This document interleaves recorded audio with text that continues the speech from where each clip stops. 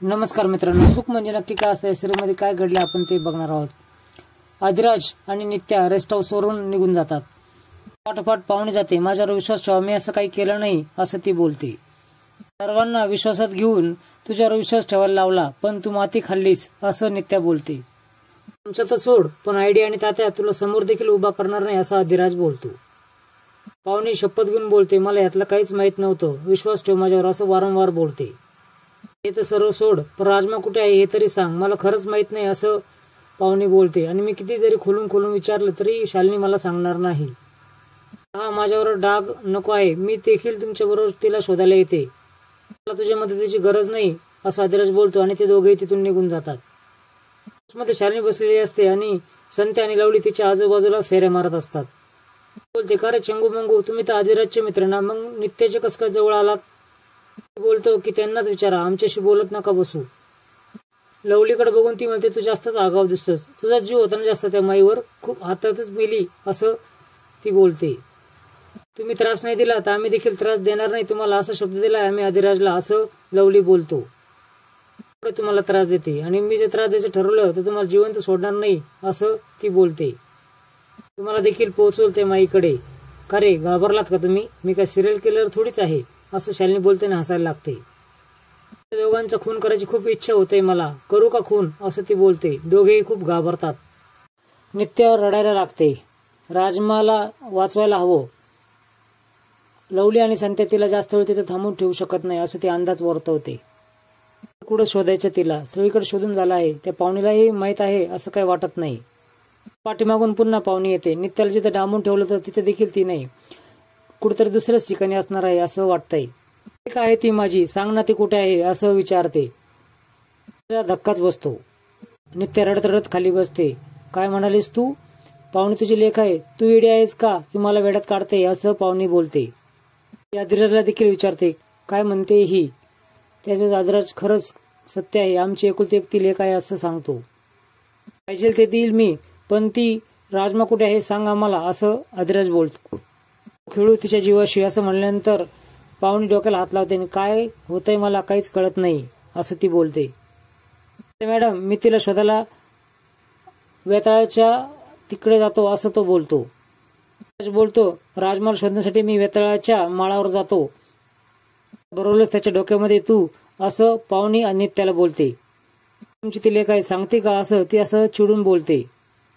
नित्या पाहुणीचा हात पकडते आणि देवीआईपाशी घेऊन जाते। तू मला इथं का आणलं आहे असं पाहुणी विचारते।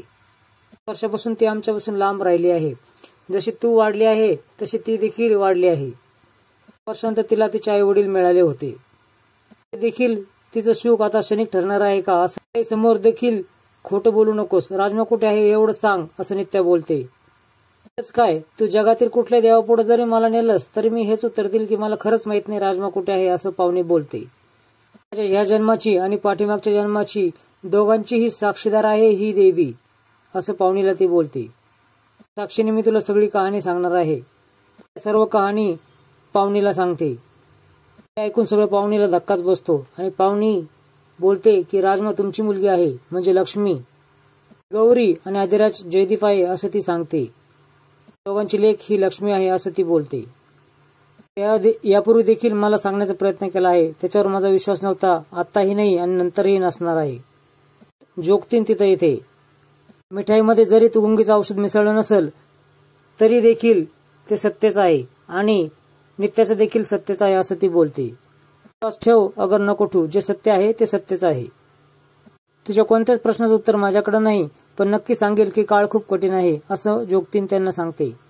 आणि संत्या शालिनीच्या रूमच्या बाहेर पहारा देत असतात। सोमा तिथे येतो, सोमाला ते दोघे अडवतात। मॅडकीबाई झोपल्या आहे असं दोघे उत्तर देतात। तेवढ्यात झोपल्या का असं मला एकदा बघू द्यात असं सोमा बोलतो। त्यातून आतमधून आवाज येतो, झोपू द्या रे नाही तर मी एकेकाला मारून टाकेल। देखील बोलतो, झोपा झोपा आम्ही नाही डिस्टर्ब करत तुम्हाला, पहारा देत राहा, असंच काम करा असं सोमा तिथं म्हणून निघून जातो। सोमाला शालिनी मिळते, नजर चुकून ती बाहेर आलेली असते आणि ती बोलते, नित्या तुझ्या मी राजमाला आता खल्लास करणार आहे। ते तिथून निघून जातात, पण पाहुणी मात्र त्यांना बघते। पाहुणी त्यांचा पाठलाग करते आणि आदिराज राजमाला शोधतच असतात, पण ती काय सापडेना। नित्या खूप चिडलेली असते. आज जर तिने राजमाला काही केलं तर तिचं कबूल जबाबची मी अजिबात वाट नाही बघणार, मी तिलाही संपून टाकील असं म्हणून दोघेही तिला शोधू लागतात. नित्य आवाज देत असतात. त्याच वेळेस राजमा देखील त्यांचा आवाज ऐकते, पण तिचं तोंड बांधलेलं असतं म्हणून ती काही आवाज देऊ शकत नव्हती. बाजूला गेल्यावर सोमा आणि शालिनी तिथे येतात. तो लवलीला फोन लावतो आणि मॅडम तिथं आहे का बघ असं बोलतो. त्यानंतर ते दार उघडून बघतात तर ती तिथे नसते. तिथं फक्त रेकॉर्ड केलेला फोन असतो. स्पीकरमधून आवाज येत असतो की झोपू देत मला, जा इथून असं. त्यानंतर नित्या बोलते की माझ्या लक्ष्मीला वाचव, ती बाई खूप नीच आहे, मला त्रास देण्यासाठी ती तिला देखील मारू शकते. समोर शालिनी येते. झाली का झोप, शांत झोप लागली ना असं विचारते. आता कायमचं झोपायचं आहे शांत असं बोलते. भला मोठा मृत्यू तुला दिसला का नाही असं म्हणून ती हसते आणि सोमाकडून तलवार हातामध्ये घेते. पाहून राजमा खूप घाबरते. तलवारीने तुझ्या आईबापांना मी संपवलं होतं असं ती बोलते. मला लगेच पूर्वीचा प्रसंग आठवतो, जयदीप गौरीला मारल्याचा. तडफड करून काहीतरी बोलायचा प्रयत्न करते. शालिनी बोलते तुला काही बोलायचं आहे का, थांब मी तुला बोलायला जागा देते. तोंडावरचा रुमाल बाजूला करते. तुझ्या हातून मला मरण नाहीये, तुझं नशीब फुटकं ते फुटकत राहणार असं राजमा बोलते. हरणार शालिनी असं बोलते. अंगातले रग काढायला मला काहीच वेळ लागणार नाही, जाईल जाईल तुझी रग जाईल असं शालिनी बोलते. तिला मारायला तलवार उगारते तेवढ्यात पाहुणे दरवाजाला लाथ मारून दरवाजा उघडते. पाहून तिला खूप धक्का बसतो. पाहुणे तू इथं काय करतेस असं ती तिला विचारते. मॅडम तुम्ही एवढा आनंद क्षण एकटाच सेलिब्रेट करत होता की काय, हे ऐकल्यावर राजमाला शॉक बसतो. पुढील भागामध्ये तुम्ही बघणार आहात की राजमा शालिनीच्या तावडीतून सुटलेली असते. बाबा असं बोलत ती पळत असते. काठावर शालिनी तिच्या पाठीमागे पळत असते. आता तलवार असते हे बघून त्या बाया तिथून निघून जातात.